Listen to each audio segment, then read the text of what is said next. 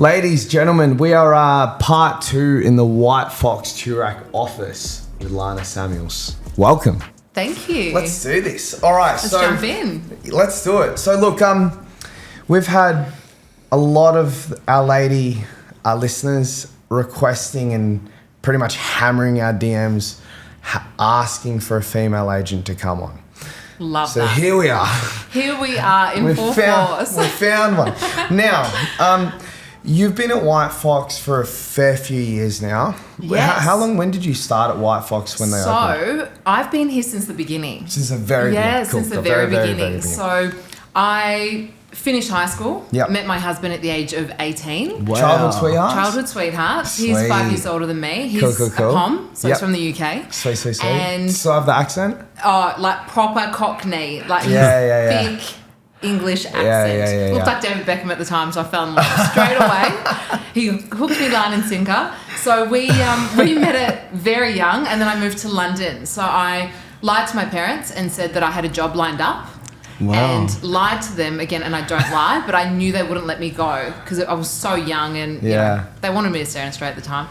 Told them I had $10,000 in my bank account and I had $1,000 in my bank account. Wow. And literally bought a one-way flight to London, and it all kicked off from there. So I worked in central London in the luxury sales side of FMCG in the drinks industry for just over 10 years. Sweet. I was meant to go for a few months and then ended up staying for 10. Yeah. And then on the way home from a trip with my partner at the time, who's now my husband, back to Australia, we were staying with my parents at their house in Port Melbourne, and we were looking to buy a property, our first property together in Australia. And Dad said, "You've got to meet this guy, Marty Fox. He's our next door neighbour. He could be your brother." And that's how it all unfolded. So Dad ended up connecting Marty and I. We ended up seeing a property with him the next day. Ended up buying the property from Marty on that day. No way. And he'd shown me the logo of WHITEFOX. He was about to launch a company. Yeah. He was in that grace period and getting the business set up in the background. And he ended up saying to me, as we were executing the contracts, "I'm going to start WHITEFOX in 2 weeks' time. Within a year's time, you're going to move to Australia. You're going to work with me. And one day, you're going to help me lead my business." Wow. And it all unfolded super, super quickly. I went back to the UK. I downloaded Instagram because he made me download Instagram because I wasn't on at the time. And I just started to watch the business unfold. Yeah. No suits, no ties, a little bit more relaxed, but still very polished and bold. And I just loved the way that they were marketing their properties. And it really instantly hooked me. Yeah. As a consumer and as their first client ever, I could see the magic from very early on. You were their first client? First client at WHITEFOX ever. Wow. First client, first EA, first director. Wow. So then we moved back a year later, and I landed in Melbourne, was living with my mum and dad because we had tenants in our apartment that we bought with Marty. And within 24 hours, I'd started at WHITEFOX. I'd been away for 10 years, had no network since high school, just my school friends, but they weren't buying and selling at that stage because we were too young. And I sat in the office and had my first day in real estate ever. And it was horrendous in the beginning. It was hard. And hearing Marty's stories to you guys about, you know, the challenges and the breaking points, I've also had my breaking points, but it's all part of the journey. What was that like, the breaking point? Really hard. Do you remember? Yeah, so vividly. It was first 6 months was the worst 6 months. We'd moved our whole world to the other side of the world. We sacrificed everything to be here for a new brand that was just starting and evolving. And there was so much pressure on not only our shoulders, but I was in the thick of a business that was launching and a business that was being, you know, really ridiculed at the time. I remember so well, Marty and I crossed the road in the early parts of the journey, literally Toorak Road here, and people used to scream out, "The deal!" Obvious. Like, they used to take the piss out of us because it was different. I heard this stuff back in Sydney. Yeah. It was just a really interesting, hard time of grinding. And there were Everyone many hated points. you guys. It was just different and it was disrupting. And when something is a little bit different and people are creating noise, sometimes people don't like it. So those early years for me That's hard. really built me as an agent. And I was really fortunate that I got to ride next to Marty for almost 4 years and see every single level, all these different challenges that were coming, but also the growth and the success along the way too.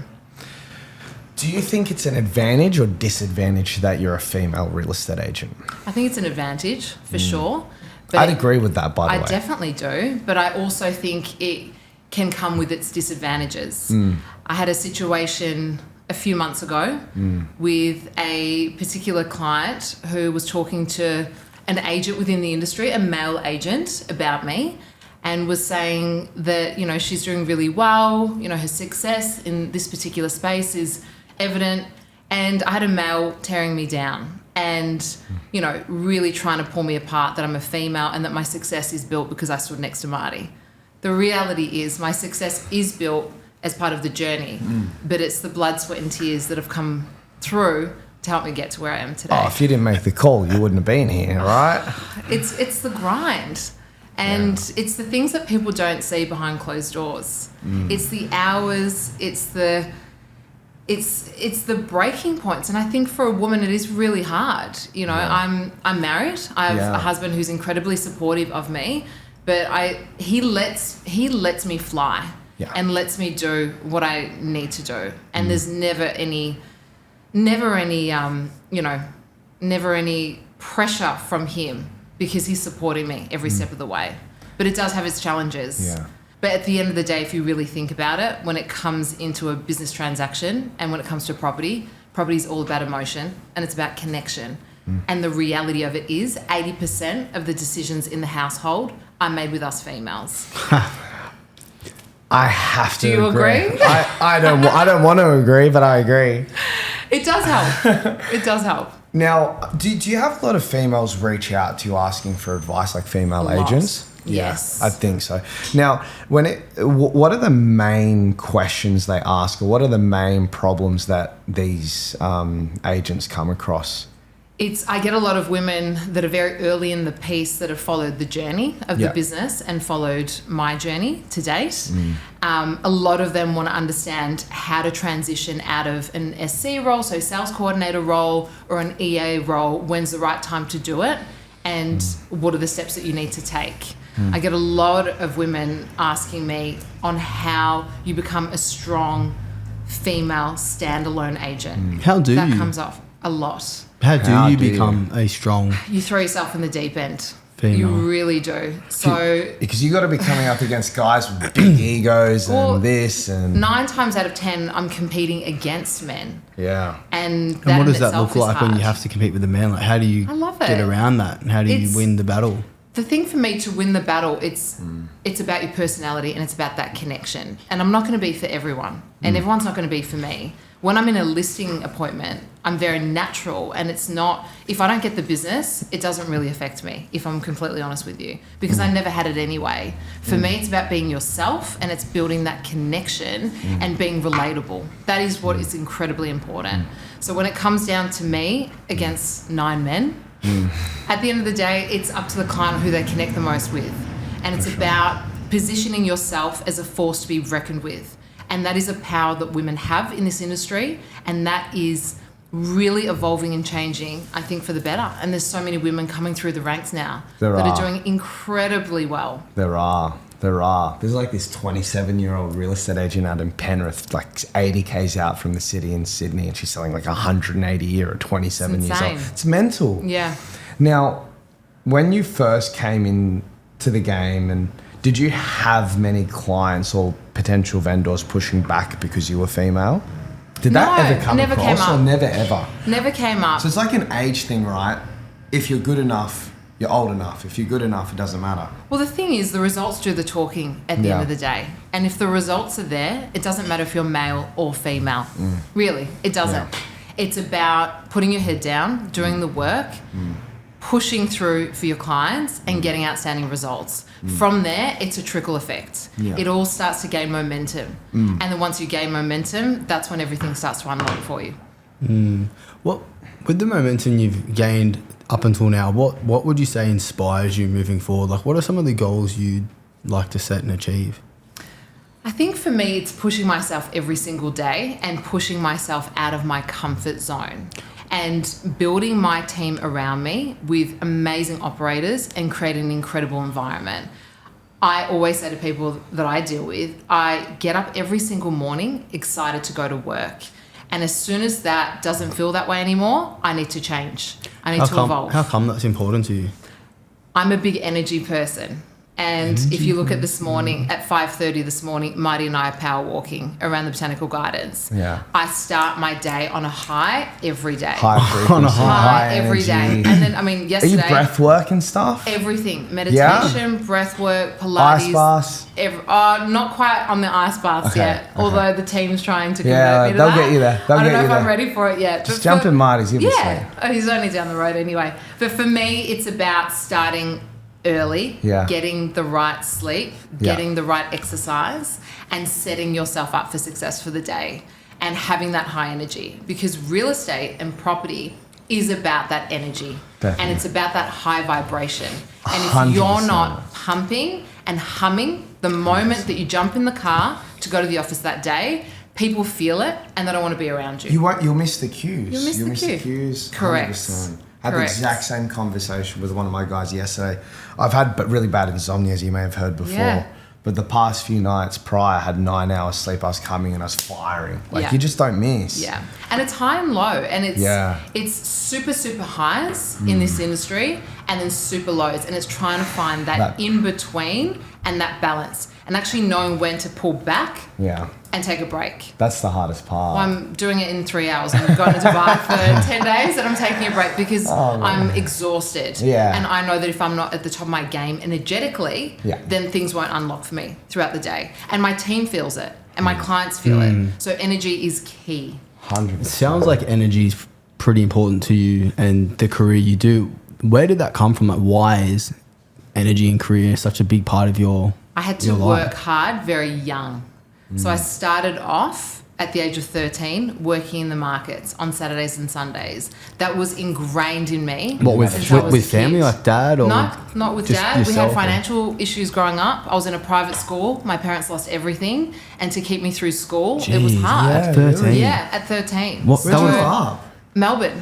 Yeah. Geez, what would that have been like at 13? It was hard and it was embarrassing. You know, I'd go to school with some of the richest girls in Australia and their parents would roll in their big cars and there was a point where we didn't have a car. So I saw my parents have it all and lose it very quickly at the same time. Wow. And I got pushed into working from a young age because I had to, but my parents also wanted to instill in me the power of working hard and what the rewards are of that. So that was ingrained very young for me. So from the age of 13 to 17, I worked every Saturday and Sunday from 5 a.m. till 5 p.m. Making coffees and working at the market. And I learnt how to hustle. Are you 6 days right now? 6 days a week? Yeah. 6 to 7. I've just done 14 days straight. Going back to energy, my clients always say to me, I don't know how you're always high and you're up. You can't always be up. That's the reality. But you have to be up in the right moments. Spot on. I mean, like from 13 to 17, like that's a big chunk of a childhood's life. Is that like... I wasn't slave labour. It wasn't that bad. I loved it at the same time. But it was a long time. Yeah. And it was the best thing that ever happened to me because it set me up at the age of 18 to literally jump on a flight and take a chance. Because I knew no matter what would happen, I'd always land on my feet. And I always had my own back. All right. I've got a ton of female questions here we need to Let's get jump through in. because they just keep coming through. As a woman, how do you stay on top of everything and maintain that consistency? She's a woman, that's how. It is just correct. a woman. Well, we can do it all, but it's hard. It's finding the right balance and finding what's really important to you. Yeah. You can't be everything to everyone at the same time. It's really looking after yourself and your mental health. That comes number one for me. It's really dialing in at the right moments. And for me, I'm in that point in my career right now where business is everything. I'm so dialed into what I'm trying to achieve that there's nothing with my parameter. Let's so go. in terms of finding that balance and how do you do it all, For it is sure. hard. And there are moments where you're at a breaking point. And there are moments where I sit in my car and I'm crying Yeah, because yeah. I feel guilty. I've missed a birthday. I've missed a wedding. I can't be there for a family member at that time. Yeah. But everyone around me knows what I'm trying to achieve and Yeah. what I'm building. And if they're on the journey and they're supporting you and you've got an amazing network around you, then you're going to fly. It seems like you've got a great culture in this office. Where is she shopping? Outfits always on point. Yeah, Outfits they are. always on point. Thank you. The all black and the pink. Sarah from Spring Real Estate. Thank you, Sarah from Spring Real Estate. I don't have time to shop physically is the answer. It's all online. For All me, online. fashion's very important. It's the Yeah. way that you start your day. It's the way that you smell. It's the way that your hair is. It's all about first impressions on what we do. If I go into work feeling like a slob kebab, it's not going to attract anything. I'm going to feel flat. My energy is going to be low. So Yeah. for me, that's really important. Yeah. It doesn't need to be the most expensive item. You know, No. I shop everywhere, No. but it's about the feeling that I have when I'm in my armor for the day. That's important. Well said. Well said. Well said. Another one here, if it wants to open up for me. Reflecting on your journey, what would you identify as the top 3 most significant or beneficial factors contributing to your growth and success as an agent? That's a great question. The 3 biggest factors, I think it's Besides the hair. besides the hair. The 3 biggest factors for me is rejection is not, if I could look back now, early days I'd get really upset if I didn't get the business. Yeah. And I'd really beat myself up. And I take it really personally. And I think it's something that we do as agents. You know, why didn't they like me? What could I have done better? And that's all very normal and very natural to feel. For me, looking back, that's a really important lesson for me in the early days. The rejection builds you up. You're not going to win everything. You're not going to impress everyone. Not everyone is going to like you. And if you build that resilience and you can really take rejection by the horns and learn to build that as your strength, that's going to set you free. Yeah. That would be my first one. Second one for me would be find your voice.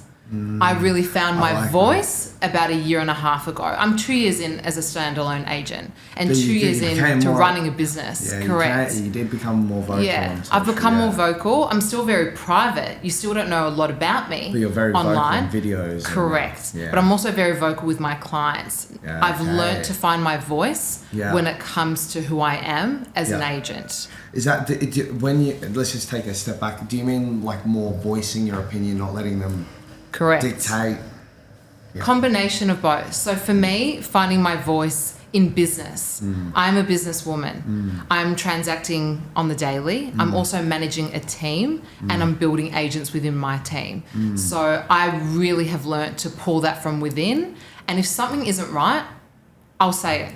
I've been to listing appointments before and one recently where we sat down with a husband and a wife and he was rude to me. He was condescending. He kept throwing the female card out at me. And I said to him, look, I'm really sorry. I'm actually not the agent for you. I think you do need to go with a male and I think you need a traditional approach and that's not me. And then I left. And then he called me the next day and wanted me to sell it for him because I pushed back on him and he could see that I had the fire in the belly and had that resilience. And that's what people want. So finding that voice and knowing when to use it is really important. Love it. What challenges have you faced as a female agent in your field and how have you overcome them? I think we've touched on this It's a the little bit same earlier. thing. It's really yeah, it's the same very thing. It's similar. Very female. Very Yeah. similar thing. As an experienced agent who's transitioned careers, what advice would you offer to new agents navigating real estate sales?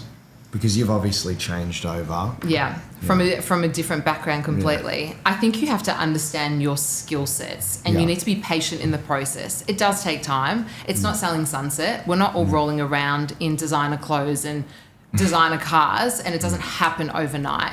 You need to be patient in the journey. And there's going to be the highs and lows and that's okay. But if you are there for the long term, you need to work hard. Nothing gets given to you in this industry and you guys would Yeah. relate to that. It's years worth of building. Yeah. Everybody wants everything straight away. Yeah. But it's having that patience along the journey and really putting in the hours that will show the results, and keep your head down, keep moving, keep grinding. It's those out of hours that really make the difference. It's not that 9 till 5 for anyone that wants to get into the industry. You can't clock in and clock out.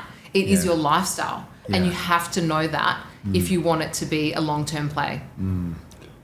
How long did you stay as an assistant under Marty for very long? 4 years. 4 years. Yes. Okay. So 4 years as his EA. And how many do you have working under you now? I've got a team of 6. 6 people? Yeah, in my team. Yeah. Okay, so step my office is aside. full of 6. I run the office. I've got a smaller team within my team, which is made of 3, including myself.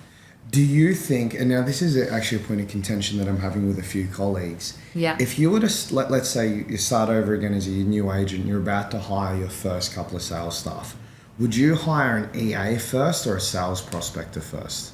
EA first. Why? Which is what I've done. Why? So my EA is my shadow, and I'm building her to be an insane agent. Okay. It's exactly how Marty's done it throughout the years. Okay.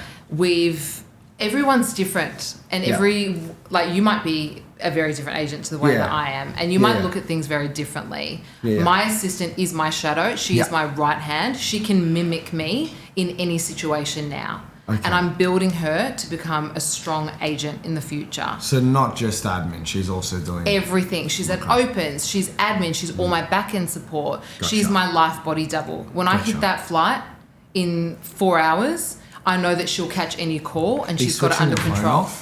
I'm on divert for my flight, but then I'm on whilst I'm away. So in terms for me personally, EA. Yeah. EA is key. Okay. Train, learn, get them to do an associate role within an EA role, and combine both. Yeah. What hobbies do you have outside of real estate? Do you have any?